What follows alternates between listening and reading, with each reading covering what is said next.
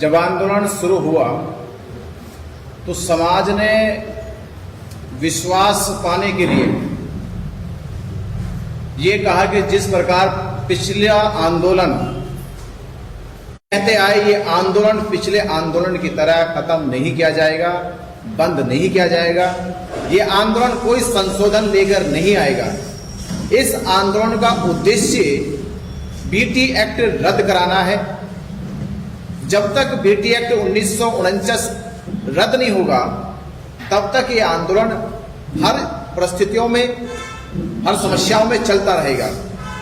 समाज को यह विश्वास दिलाया गया और इसी विश्वास को बनाए रखने के लिए समाज ने जिस तरह से इस आंदोलन को सपोर्ट किया, सहयोग दिया, उन्होंने हर एक तरह से सहयोग करके इस आंदोलन की ताकत को मजबूत किया हर रोज। और आंदोलन का परिणाम यह आया कि देश भर में आंदोलन खड़ा हो गया। हालात आज अभी ऐसे बने जो आप देख रहे 3-4 दिन से लगातार बोधगया से आंदोलन की जो अपडेट है देश में जा रही है, वो अपडेट आंदोलन को लेके समाज में एक शंका पैदा करने लगे कि आंदोलन का अब क्या हो। और कल तो हद हो गई जब ये निर्णय आया मीडिया के सामने और समाज ने, बौद्ध उपासकों ने, बौद्ध भिक्षुओं ने अपनी प्रतिक्रिया देना शुरू करी। कहने लगे क्या आंदोलन स्थगित हो गया, आंदोलन खत्म हो गया, आंदोलन बंद कर दिया गया। तो जो रोष हमने देखा, जो विरोध देखा, हमने कहा आंदोलन स्थगित नहीं किया गया है। यह निर्णय किसने लिया, किन परिस्थितियों में निर्णय लिया गया, हमें यह मालूम भी नहीं है। प्रशासन केवल यह कह रहा था कि भारत और पाकिस्तान का युद्ध हो रहा है। ऐसी विषम परिस्थितियों में सभी ऑर्गेनाइजेशन ने देश के साथ खड़े होने का वादा किया। हमने भी कहा हम देश के साथ हैं, देश की सुरक्षा के साथ है, हम अपने सेना के साथ है, जवानों के साथ है। पर हम गया प्रशासन से ये सवाल और पूछेंगे कि गया में पूरे देश से बुद्ध पूर्णिमा मनाने का आयोजन किया जा रहा 12 मई को, और 12 मई के प्रोग्राम की जो कॉल है वो धरना स्थल से दी गई। और देश भर के बौद्ध समाज, बौद्ध उपासक, बौद्ध भिक्षु 11 तारीख को ही 12 तारीख तक लाखों की संख्या में बोधगया पहुंच जाएंगे। प्रशासन कहता है कि धरना स्थल से ही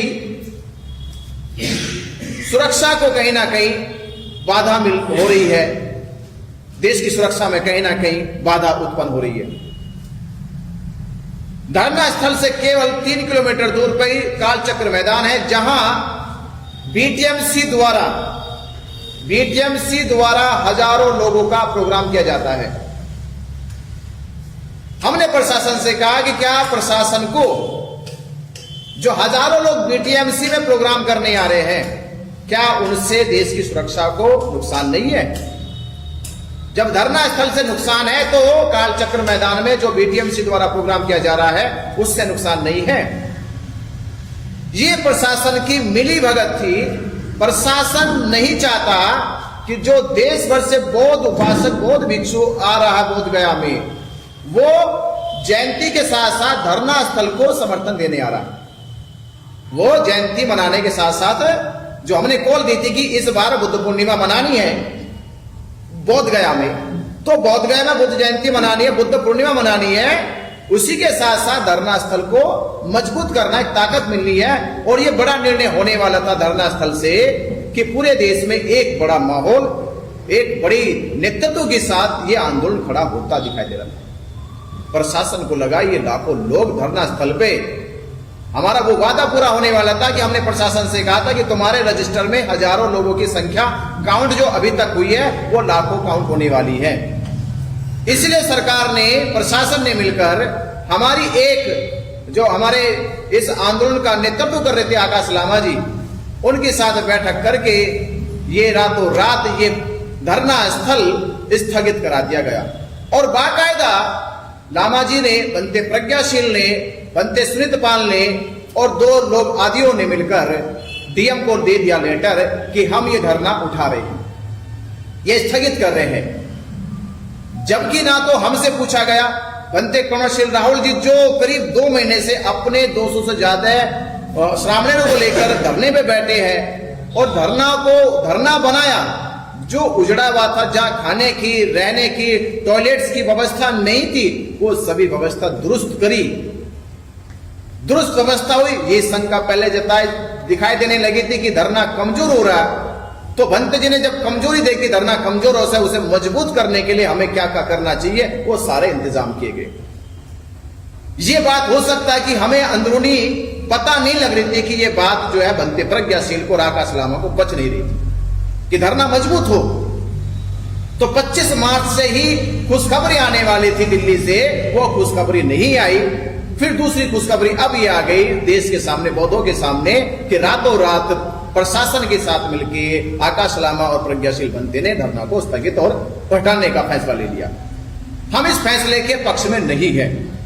हमारा केवल यह सरकार से कहना था कि पहला तो सवाल यह था कि जब धरना उठाने की बात हो रही है, धरना स्थगित करने की बात हो रही है, ये धरना एक आदमी का नहीं है। इस धरने में देश का पूरा बौद्ध समाज, बौद्ध भिक्षु और सभी बौद्ध संगठन जुड़े हुए कि उनका सभी का सहयोग हर तरह से धरने को मिला। तो हमें 2-3 दिन पहले ये कॉल देना चाहिए था कि प्रशासन हमारे ऊपर ऐसा दबाव बना रहा है, हमें इस परिस्थितियों में क्या करना चाहिए, ये बौद्ध समाज, बौद्ध भिक्षु और बौद्ध संगठन निर्णय ले। हमें टाइम मांगना चाहिए था और आज हम वो प्रशासन से कह रहे हैं हमें बुद्ध पूर्णिमा तक का टाइम मिलना चाहिए। पहले बुद्ध पूर्णिमा तक की हमें मोहलत मिले, क्योंकि पूरा बौद्ध समाज हमारा बौद्ध गया पहुंच रहा है, उनके साथ विचार विमर्श होगा। विचार विमर्श होने के बाद जो नतीजा निकलेगा, हम प्रशासन और देश के साथ हैं। हम भी चाहते हैं कि हमारे देश की लड़ाई अलग है, हमारे देश की जो लड़ाई है वो बॉर्डर की लड़ाई से बड़ी लड़ाई नहीं है, हम बॉर्डर की लड़ाई पे देश के साथ हैं। प्रशासन से हम यही गुजारिश करेंगे कि हमारी बात को भी सुना जाए, हमारी फीलिंग को भी समझा जाए, हमारी भावनाओं को समझा जाए कि ये आंदोलन हमारी विश्वास का, हमारी आस्था का आंदोलन है। अगर हम इस आंदोलन को खत्म कर देंगे तो हमारे विश्वास का क्या होगा, हमारी आस्था का क्या होगा, और वो जो हजारों लाखों लोग इस आंदोलन में सहयोग कर रहे थे उनकी भावनाओं का क्या होगा। तो प्रशासन से यही कहेंगे, पहला सवाल ये कि इस आंदोलन को स्थगित करने से पहले इसका एक विकल्प निकाला जाता कि आंदोलन को कम करके स्थायी तौर पे कम संख्या में कैसा चलाया जाए। और दूसरा, सरकार से हमारा ये कहना है कि 12 तारीख को लाखों लोग बोध गया पहुंच रहे हैं, हम उनकी व्यवस्था कैसे करें। धरना स्थल पे आप हमें प्रोग्राम करने नहीं दे रहे, फोर्स वहां आप लगा रहे हो, तो ये हजारों लाखों लोग आएंगे, उनके खाने की, उनके रुकने की व्यवस्था कैसी होगी, ये भी सुनिश्चित करे गया प्रशासन। और तीसरा विचार हमारा ये है कि जो रातों रात किया गया, ये देश से पूछा नहीं गया, देश के लोगों से नहीं पूछा गया। और हम बोध गया में थे, बनते कौशल राहुल बोध गया में थे, विलास खराज जी भी इस आंदोलन की लगातार देश भर में घूम घूम के लोगों को प्रेरित कर रहे थे, इनसे नहीं पूछा गया। और तमाम लोगों से हमारी बात, दिल्ली के लोगों से हुई, महाराष्ट्र के कुछ लोगों से बात हुई, मध्य प्रदेश के लोगों से बात हुई, छत्तीसगढ़ के लोगों से बात हुई। आप सबको भी जो सुनाई दे रहा होगा, उन सबको भी पता होगा क्या स्थगित करने में आप लोगों से पूछा गया। तो जवाब आएगा नहीं पूछा गया। तो ये रातों रात आंदोलन उठाने का और स्थगित करने का फैसला क्यों लिया गया। तो हम इस फैसले के पक्ष में नहीं है। ये बात होती, सामूहिक होती सरकार के साथ बैठ के, तो शायद हम भी और आप भी इस पे सहमति बनाते। तो मीडिया बंधुओं से हम ये कहेंगे, ये आंदोलन अभी खत्म नहीं हो रहा, स्थगित नहीं हो रहा, जब तक हम ठोस बात सरकार के साथ ना करें। जी, आपको लामा जी ने पूछा नहीं, क्यों पूछा नहीं, क्या कारण है, ठोस कारण क्या है? ठोस कारण यह है कि लामा जी की जो योजना है वो 2 लोगों के बीच की योजना है। वो नहीं चाहते कि तीसरा आदमी हमारी योजना में आए। तो हमने कहा कि ये आपकी योजना हो सकती है 2 लोगों के बीच में, पर हम आपकी योजना में नहीं, हम आंदोलन की योजना में हैं। और आंदोलन जो है वो महाबोधि महाविहार का है। इस आंदोलन का सबका सहभागी है, पूरे देश के साथ हमें, और देश के आंदोलन को हम इस तरह से 2 लोगों के बीच में बिकने नहीं देंगे। आपके पास में जो धम्मदान आया है वो आपने लामा जी तक के पहुंचाया नहीं है, बहुत सारा लाखों रुपए धम्मदान आया, ऐसा उनका कहना है। देखिए, लामा जी को पास 2.5 करोड़ रुपए पहुंचा है, तो लामा उसका बताइए थोड़ा कि धम्मदान आपने कहा था। लामा जी के पास 2.5 करोड़ रुपए आया। हमारे पास जो दान आया, उस दान की व्यवस्था हमने 12 तारीख के प्रोग्राम के लिए तैयारी कर रखी है। जो लोग 12 तारीख को बोध गया पहुंच रहे, हम उनके लिए खाने के रुकने की व्यवस्था में जुटे पड़े आदमी। और मीडिया बंधुओं ने देखा कि हमने किस तरह से तैयारी को आरंभ कर दिया था अपने धरना स्थल पर। हमने टेंट पंडाल लगाने की शुरुआत कर दी थी, सामान गिर चुका था कि वो जिम्मेदारी हम ले गए। हमारी कॉल पर देश के बौद्ध समाज आ रहे हैं, बौद्ध समाजों की रुकने की, ठहरने की, खाने की व्यवस्था करनी है। पर हमें क्या पता था कि रातों रात फैसला कुछ और करके आ गए। और उन्होंने फिर प्रशासन से मिलकर हमारे पेंडोल को, हमारे सामान को, हमारे जितना भी टेंट का सामान होता है, खाने का जो सामान होता है, वो वहां से उठवा दिया गया। पर हम ये नहीं कह रहे कि वहां से उठकर तो व्यवस्था नहीं करेंगे, हम फिर भी व्यवस्था देंगे। हम आने वाले सभी अपने धम्म उपासकों को खाने की व्यवस्था देंगे। इससे बेचिंत रहिए। हम उनकी व्यवस्था के लिए जो धमदान आप लोगों ने हमें दिया, उस धमदान का प्रयोग, उसका उपयोग हम आप लोगों की व्यवस्था में करेंगे। भंते जी, एक सवाल ये भी खड़ा कर रहे हैं कि बगैर विचार विमर्श किए कमेटी से या जो लोग वहां पर बैठे हुए हैं, भंते विनयाचार्य जी ने 12 लाख लोगों का आह्वान कर दिया, जिसके बाद से गया प्रशासन या बोध गया प्रशासन में हड़कंप मच गया कि 12 लाख लोग आ जाएंगे तो कैसे व्यवस्था होगी। इसलिए भी जो है आंदोलन को खत्म करने का प्रयास प्रशासन के द्वारा किया गया था। ये आपके बारे में कहा जा रहा है। मैंने तो लाखों लाख का है, लामा जी का वीडियो तो 2-3 बार ऐसा करोड़ों करोड़ों का। ये किससे विचार विमर्श हुआ? करोड़ों करोड़ों कहां से आएंगे? जब लाख लाख ने ऐसे तो करोड़ों करोड़ों कहां से आएंगे? अगर करोड़ों करोड़ों का आह्वान किया जा सकता तो लाखों लाखों तो छोटा सा है। ये मनोबल का आह्वान होता है। समाज हमारा, जब हम संख्या काउंट करते हैं कि भारत में करोड़ों बुद्धिस्ट है, तो लाखों क्यों नहीं आ सकते? और लाखों का अगर डर प्रशासन को है, सरकार को है, तो फिर हमारी मान क्यों नहीं लेते? अगर उनको ये डर था कि लाखों लोग आ जाएंगे, लाखों लोग एक जगह इकट्ठा हो जाएंगे, तो हमारी मांग पूरी कर दे। फिर हड़कंप की बात नहीं, ये ताकत की बात थी। प्रशासन या देश के लोगों को पता चलता कि बौद्ध कमजोर नहीं है, अल्पसंख्यक नहीं है, वो बहुसंख्यक है, हजारों के साथ लाखों भी आ सकते हैं। हमने इस मनोबल के साथ, इस ताकत के साथ ये आह्वान किया। आप ये कह रहे हैं कि आंदोलन खत्म नहीं होगा, स्थगित नहीं होगा, लेकिन अगर प्रशासन कार्रवाई करता है, टेंट उखाड़ता है, तो आप लोगों का क्या एक्शन होगा, क्या प्लान है? देखिए, प्रशासन बिना ठोस बात के किए हमसे बगैर ये टेंट नहीं उखाड़ेगा। जब तक कोई बात ना हो जाए, प्रशासन से बात चल रही है, प्रशासन ने कहा भी हमें कि हम ठोस बात कर रहे हैं, जैसी बात हो जाती तभी उस पर कोई एक्शन लिया जाएगा। और हमने कहा बिना हमारी बातचीत के कोई आगे प्रशासन इसमें कार्रवाई ना करे भी। ये तो पूरा देश आ रहा, इस पर आपको जिम्मेदार ठहराया जाएगा। हम डीएम से मिलने वाले थे आज, डीएम से मिलने वाले थे, क्या मिलने वाले हैं? हाँ, उसकी तैयारी। अब यहाँ से कॉन्फ्रेंस के बाद हम प्रशासन से मिलने जाएंगे।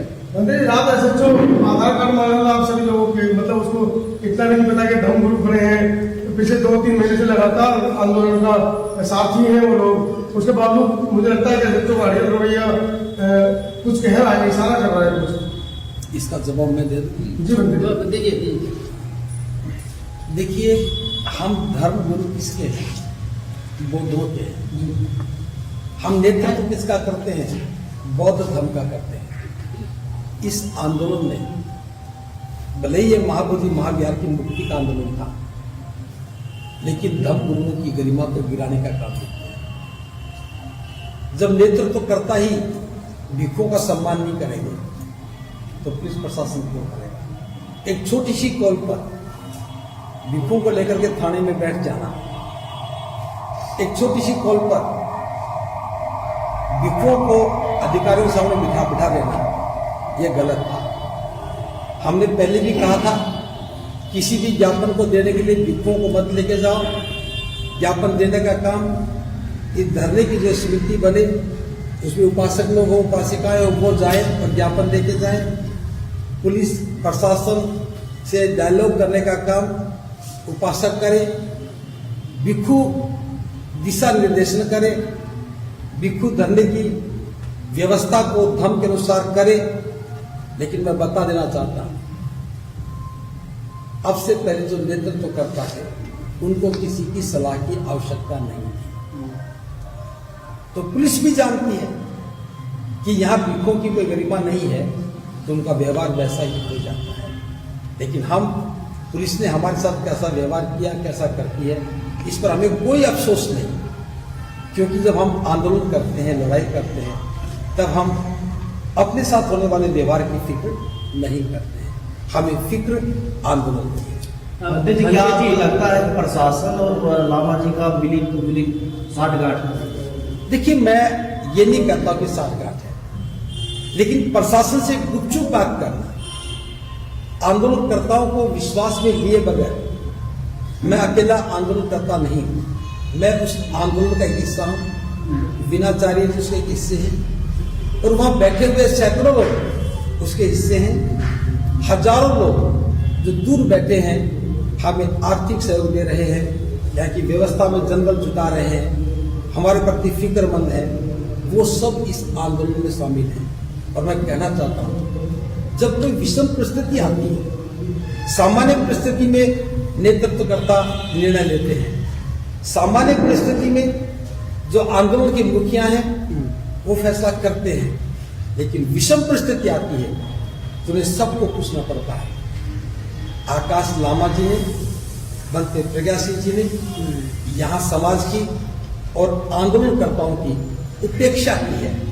उसका परिणाम है कि प्रशासन हावी हो गया, आंदोलन कमजोर हो गया। सर 3 दिन पहले आप क्यों अलग हो गए, ये सवाल खड़ा कर रहे हैं वो लोग कि बनते राहुल जी क्यों चले गए, और कह रहे हैं कि बर्तन तक ले गए, वो प्लेट चम्मच ये सारी चीजें ले गए, चीवर के नाम पे पैसे ले गए। सुनिए मेरी बात सुनिए।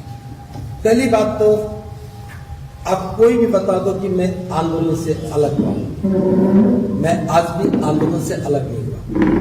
मेरी एक अलग परिस्थिति थी, जो धरने को सफल बनाने के लिए बुद्ध पूर्णिमा के अवसर पर हजारों लोगों की व्यवस्था को संभालने के लिए, चूंकि आंदोलन का स्वरूप भिक्षुओं के हाथ में था, भिक्षु नेतृत्वकर्ता कहे जाते रहे हैं, तो मेरा प्रयास था कि भिक्षुओं की संख्या ज्यादा होनी चाहिए।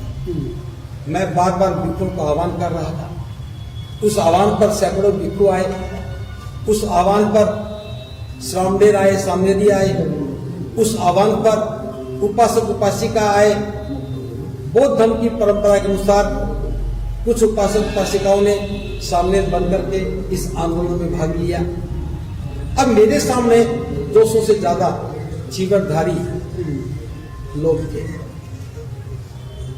ये जिम्मेदारी तो धरने की थी, धरने की मैनेजमेंट की थी, लेकिन मैं देख रहा था 5 दिन लगातार प्रयास करने के बाद कि वहां का वातावरण मेरे अनुकूल नहीं था।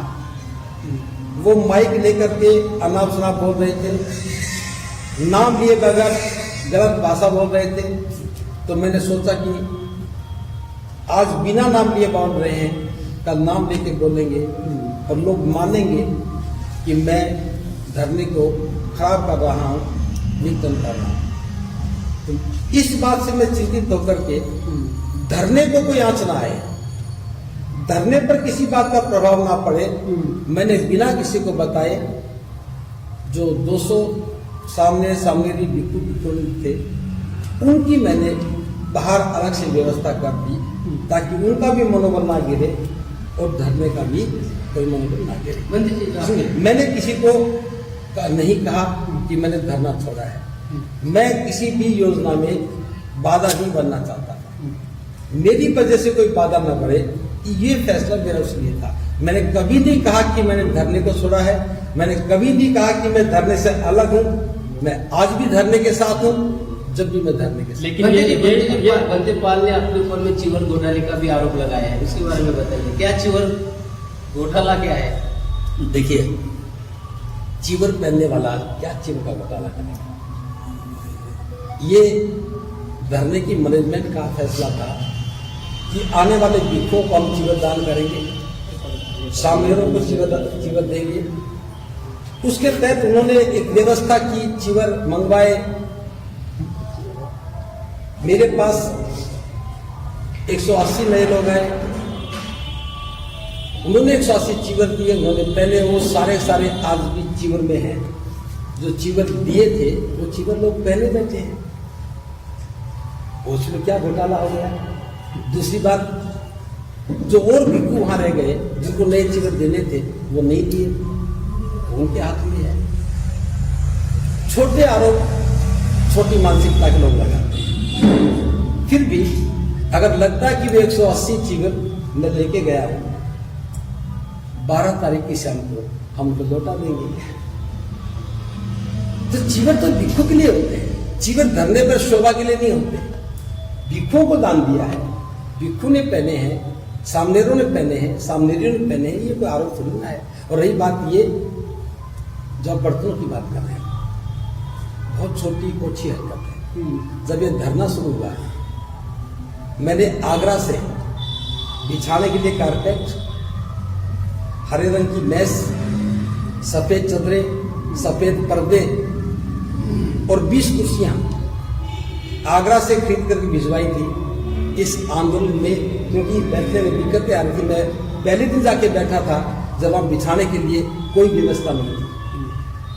3 दिन तक पॉलीथीन की पन्नी पर बैठे थे, तो मैंने वहां से जाते ही ये सारी व्यवस्था की। मैं धरने के लिए बहुत व्यवस्था में लगा हुआ था। मैं धरने पे देख रहा था 2 महीने से कागज की प्लेट पर खाना खा रहे थे और खाते खाते खाने का स्वाद भी बिगड़ गया था। मैं चाहता था कि भिक्षुओं का सम्मान बढ़े, लोग भिक्षुओं की गरिमा को समझे। इसलिए मैंने खुद जाकर के बाजार से स्टील की प्लेट, स्टील के कप, स्टील की चम्मच, चाय के कप लेकर के आया और न केवल भिक्षुओं को बल्कि सारे उपासकों को 3 दिन तक खाना खिलाया। चूंकि वो सारे भिक्षु सामने मैं बाहर लेके गया, उनको खाना किसमें खिलाता, तो मैंने वो सारी क्रॉकरी का इस्तेमाल उनको खाना खिलाने में किया। ना तो वो दान दी गई थी, ना धरने की थी, ना धरने की व्यवस्था में किसी ने पैसा दिया। और फिर भी इनको लगता है कि धरने में आवश्यकता है, तो बुद्ध पूर्णिमा के बाद हम उनको लौटा भी देंगे। वो व्यवस्था के लिए था, मेरे लिए नहीं था। मैं बहुत ज्ञान नहीं रहता हूं, और बर्तन लेके कौन कहां जाएगा। ये धरने का हिस्सा है, मैंने उन सब की व्यवस्था के लिए खरीदा है। तो ये सब छोटे आरोप हैं। बड़े गुनाह को छुपाने के लिए छोटी छोटी बातें की जाती हैं। पंडित जी, गुटबाजी चल रही है, ऐसे में गुटबाजी में जो हमारा जो प्रश्न है महाबोधि महाविहार मुक्ति का, क्या ये हल हो जाएगा? देखिए, मैं बता रहा हूं, ये राजकरों की राजनीति आपकी सक्सेस बात हो जाएगी। तो सही है। मैं कहता हूं, हम किसी गुट में नहीं है। मैं पहला व्यक्ति हूं, मैंने आकाश लामा जी का, भंते प्रज्ञा सिंह जी का नेतृत्व स्वीकार किया और मैंने कहा भी था, आपके नेतृत्व पर हमें कोई आपत्ति नहीं है। भंते प्रज्ञा सिंह के नेतृत्व पर कोई आपत्ति नहीं है। हम अपनी भूमिका में हैं, हम इस आंदोलन को कामयाब करना चाहते हैं। हम किसी भी गुटबाजी का शिकार नहीं होंगे और गुटबाजी होने नहीं देंगे। लेकिन सवाल ये रहा, जैसे जैसी मजबूती के साथ हमने काम किया, इन्होंने खुद अपना गुट बना करके हमसे हर बात को छुपाने की कोशिश की जाती है। आप देख रहे हो, पिछले 1.5 महीने से मैंने कोई भी प्रेस कॉन्फ्रेंस नहीं, मैंने कोई प्रश्न नहीं पूछा। क्यों? क्योंकि मेरा मकसद आंदोलन को मंजिल तक पहुंचाने में काम करना था। और आज भी मैं कह रहा हूं, हम किसी पर कोई अविश्वास नहीं करते। मैंने आज तक किसी पर आरोप नहीं लगाया। आरोप अब जो लग रहा है, हम सबके बौद्ध ज्ञान में होने के बावजूद भी एक इतना बड़ा निर्णय लिया गया कि धरने को स्थगित किया जाता है, हमें क्यों नहीं बताया गया? हम पूरी ताकत के साथ यहां बैठे हैं, इसके पीछे क्या रहस्य है, हमसे क्यों छुपाया गया? बिहार के लोकल लोग जो दिन रात यहां सेवा करने आते हैं, दिन रात यहां काम करते हैं, उनको विश्वास में क्यों नहीं लिया गया? अगर प्रशासन का कोई बड़ा दबाव था तो आकाश लामा जी को, भंते प्रज्ञा सिंह जी को वहां से बात करने के बाद आकर के धरना स्थल पर, अगर पब्लिक में ना सही तो 150 लोगों के बीच में चर्चा करनी चाहिए थी कि हमारे सामने एक ऐसी परिस्थिति आ गई है, फैसला आपको करना, बताओ हम क्या करें। और एक मिनट, मैं कहना चाहता हूं, जो संघ का फैसला होता, हम उस संघ के फैसले के साथ। ये फैसला संघ का नहीं हुआ, संगठन का फैसला नहीं हुआ, ये व्यक्ति का फैसला है। और एक बात मैं और बता दूं जो आपके साथ नहीं पूछो,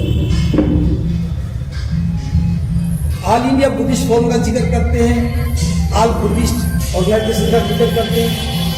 आज तक लामा जी ये नहीं बता पाए। मैं मेंबरशिप की बात कभी नहीं करता। हम बिल्कुल भी जब भी कहा था कि हम मेंबरशिप की बात, लेकिन आंदोलन को चलाने के लिए, धरने के लिए एक समिति का होना जरूरी होता है। जो बनी है वो सिर्फ आपको बताने के लिए, उसका कोई पेपर वर्क नहीं है, कोई डॉक्यूमेंट नहीं। फैसला लेकर के प्रेस कॉन्फ्रेंस कर देना, ये समाज के साथ, भिक्षु संघ के साथ और आंदोलन के साथ एक विश्वासघात था। इसलिए आपको लगता है कि हमारा गुट है। मैं फिर कह रहा हूं, हमारा कोई गुट नहीं है। हम अलग से कोई काम नहीं करने वाले, हम अलग से कोई व्यवस्था की बात नहीं करने वाले। अभी तक भी हम उसी धरने के लिए काम करते रहे थे और आज उसी धरने के लिए काम करते रहेंगे। और मैं फिर कह रहा हूं, हमारे नाम से कोई अलग गुट नहीं होगा। तो आप सर धरना पे बैठेंगे वहाँ पे? अगला कदम क्या रहेगा? अगला कदम तो हम पहले देखने दो, हम प्रशासन के पास जा रहे हैं, बात करेंगे। हम उन्हें कहेंगे कि बुद्ध पूर्णिमा तक कम से कम हमें सोचने समझने का अवसर दो।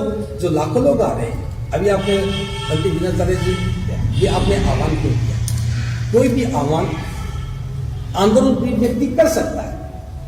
अब मैंने भी कहा सभी भिक्षुओं को आना चाहिए। क्या इसके लिए कोई परमिशन लेनी पड़ेगी? आंदोलन में हम रोज कहते हैं कि सभी उपासकों को आना चाहिए। ये नीतिगत फैसले नहीं होते, ये उस धरने की शक्ति के कामयाबी के लिए कहा जाता है। इन्होंने कहा 12 लाख आएंगे, ये कहते 12 करोड़ भी आएंगे, तो उसमें कोई एफआईआर दर्ज होती है क्या? राजनेता कार्यक्रम करते हैं तो लाखों लोग आएंगे और आते सैकड़ों। ये पब्लिक ओपिनियन रहती है, पब्लिक में मैसेज देना होता है। और ये सब किसके लिए थे? क्या इन्होंने ये कहा कि मेरे लिए आओ? मैंने जब भिक्षुओं से आह्वान किया तो क्या मैंने कहा कि मेरे लिए आओ? मैंने मार्च के महीने में ही कहा था सारे भिक्षुओं को इस बार बुद्ध पूर्णिमा बुद्ध विहार मनानी चाहिए। तो ये सारे आह्वान धरने को ताकत देने के लिए थे, किसी व्यक्ति के लिए नहीं थे, मेरे लिए। महंते जी, आपका प्रेस वाले को 11 घंटा थाना में बंद करके रखा गया। उस पे अंतानी जी आपसे पूछते हैं तो फिर रात में प्रेस के साथ में यहाँ के थाना अध्यक्ष बदतमीजी करते हैं और उनका पेपर हैं, इसलिए कि वो परिचित भी हैं। इसका क्या लग रहा है आपका पत्रकार? जैसा लामा जी से हमने पूछा था, उन्होंने बताया कि हमने प्रयास किया है और हमने उस सिचुएशन को हैंडल किया है। अब मुझे ज्यादा नहीं पता कैसे हैंडल किया है। महंते जी, वहाँ धरना स्थल पे बैठना शुरू करेंगे? हम धरना स्थल पे ही बैठे हैं, बाहर कहाँ है? थोड़ा सर को बोले माइक दीजिए थोड़ा सा।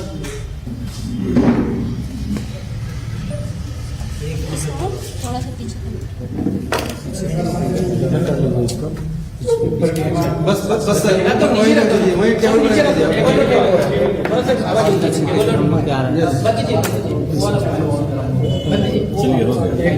ये लगा ऊपर लगा, ये लगा थोड़ा सा। मैं से नीचे अरे वहीं लगा, अरे नीचे नीचे चलिए हो गया, ठीक है पूछो। हाँ ठीक है सर, थोड़ा सा जो नागपुर से जो लाखों की संख्या में लोग आने वाले थे, स्पेशल ट्रेन भी छुड़ी थी मगर उसको अभी कैंसिल कर दिया, क्या बताएं, क्या जानकारी आपके पास? पिछले सप्ताह ये खबर आई कि इंटरनेशनल फ्लाइट भी बोध गया के लिए कैंसिल कर दी गई है। अक्टूबर माह तक तो दुश्मन साजिश करेगा ही, क्योंकि ये इंटरनेशनल प्लेस है और ये इशू केवल बिहार का इशू नहीं है, ये भी अंतर्राष्ट्रीय इशू है और कई वर्षों से ये पेंडिंग है और इसका समाधान होना जरूरी है। और इसलिए जो भी एफर्ट्स करने पड़ेंगे इस आंदोलन को सफल करके हम लोग उठेंगे। कुछ बातें अब उचित नहीं है इस समय बोलना। हम लोग उनसे डिस्कशन करके बाहर गए थे कि कितने दिन तक हम यहाँ बैठे रहेंगे। ये आंदोलन देशव्यापी आंदोलन बन गया है, क्योंकि केवल सोशल मीडिया पर नहीं होना चाहिए। अगर इसका रिजल्ट लाना है तो अलग अलग राज्यों में सभाएं करनी होगी। हम लोगों ने 5 और 6 तारीख को मुंबई और नागपुर में जनसभा का आयोजन किया, उनका नाम भी डाला। बाद में उनका वीडियो आया कि 5 तारीख को इधर ही कार्यक्रम आयोजित किया है, कॉल किया आ जाओ। हमने उनसे बात किया, क्यों ऐसा किया? नहीं, मुझे प्रेशर डाला जा रहा है। हमने उस पर कोई आपत्ति नहीं जताई। फिर बाद में बनते प्रज्ञाशील के द्वारा व्हाट्सएप पर मेरे और विनयाचार्य जी के खिलाफ मैसेज फैलाए गए और हमने देखे। और हमारे एक लंदन के साथी थे गिरती जी, मैंने उनको कहा हमारे मुंह में भी जबान है, हम बोल सकते हैं, मगर बड़ा कॉज को ध्यान में रखकर हम अभी बोल नहीं रहे। तो उन्होंने कहा मैं समझा देता हूं। तो पीठ पीछे बोलना ये मित्रता नहीं होती है। शत्रुता भी करना है तो खुले तौर पर करो। तो अभी ये उचित समय नहीं है, मगर ये बात तो एकदम सही है कि ये एक व्यक्ति का आंदोलन नहीं है, एक व्यक्ति का मकसद नहीं है, ये पूरे समाज का इसमें इन्वॉल्वमेंट है, विभिन्न ऑर्गेनाइजेशन इसके अंदर इन्वॉल्वमेंट है। तो सबको विश्वास में लेकर फैसले लेना चाहिए। अपने व्यक्तिगत ईगो के लिए तो ये मंच नहीं है। और बौद्ध धर्म का काम अगर करना है तो घृणा और अहंकार को छोड़कर ही तो करना पड़ेगा। सर आपके ऊपर में भी एलिगेशन लगाया जा रहा है कि जो मतदान महाराष्ट्र में आपने जमा किया है और वो यहाँ तक नहीं पहुंचा है। मेरे पास कोई लाखों का आंकड़ा है। नहीं, मैंने कोई दम्मादान नहीं लिया है और मैंने ऐसा कोई कॉल भी नहीं किया है कि इस अकाउंट पर भेजा जाए। हम लोग जो 12 मई को जो कार्यक्रम कर रहे हैं, इस कार्यक्रम को एफर्ट्स कर रहे हैं बहुत ज्यादा, अलग अलग राज्यों में जाकर। देखो, सार्वजनिक जीवन में आरोप लगाना, प्रत्यारोप करना, ये स्वाभाविक बात है। बड़ा मकसद जिनके दिमाग में है वो अपनी कृति से उसको जवाब देंगे। क्या हम लोगों ने मैदान छोड़ा है? क्या हम लोग उनसे गुपचुप तरीके से मिल रहे हैं? बड़ी गजब की बात है। बीटी एक्ट रद्द होना चाहिए, यही तो डिमांड है। और बीटीएमसी क्या है? बीटीएमसी एक पार्टी है, तो बीटीएमसी के साथ गुपचुप तरीके से मीटिंग करना ये कौन सी नैतिक बात है? बीटीएमसी के लोगों के साथ डिस्कशन कर रहे हो। आकाश लामा बार बार मंच पर ये कह रहे थे कि विलास के रात 70 लाख रुपए आंदोलन के नाम पे पी गए, तो मैं उसको लीगल नोटिस भेज दूंगा। मतलब अगर आकाश लामा एक बाप की औलाद है, उसको कोर्ट में आना पड़ेगा, कोर्ट में जवाब देना पड़ेगा। ये बेतुकी बातें करना उस व्यक्ति को शोभा नहीं देता है जो अगर मित्र कह रहे हैं, आंदोलन के साथी कह रहे हैं, तो उनको ये बातें शोभा नहीं देती है। उनके बैंक अकाउंट सील हो गए हैं। हाँ। इस पर क्या कहेंगे? तो बुद्ध का सिद्धांत है, जैसे कर्म वैसे फल। वो उनको जवाब देना पड़ेगा, क्यों हुआ, क्या हुआ, कैसे हुआ, इसकी तहकीकात अभी हम नहीं कर सकते। ऑनलाइन पेमेंट का तो हवाला दे रहे हैं, लेकिन जो नगद पैसा आ रहा है उसके बारे में कोई चर्चा नहीं कर रहे। तो ये बात कल से समाज खड़ी कर रहा है कि हमने पैसा दिया आंदोलन चलाने के लिए, समझौता करने के लिए नहीं दिया। स्वाभाविक बात है। सर, समाज के बीच में कंफ्यूजन की स्थिति है, तो कि स्थगित हो गया या नहीं होगा, तो लोगों को क्या करना चाहिए? आना चाहिए या नहीं आना चाहिए? आंदोलन स्थगित नहीं हुआ है, आंदोलन जारी है, क्योंकि इसमें सभी लोगों का राय मशवरा नहीं लिया गया। और 12 तारीख को वो खुद कह रहे हैं कि काल चक्र में हम चैंटिंग करेंगे, तो ये कौन सी बात हुई? तो कार्यक्रम होने वाला है, देश भर के लोगों को यहाँ आना है, महामानव शाक्य मुनि तथागत बुद्ध को अभिवादन करना है और आगे की रण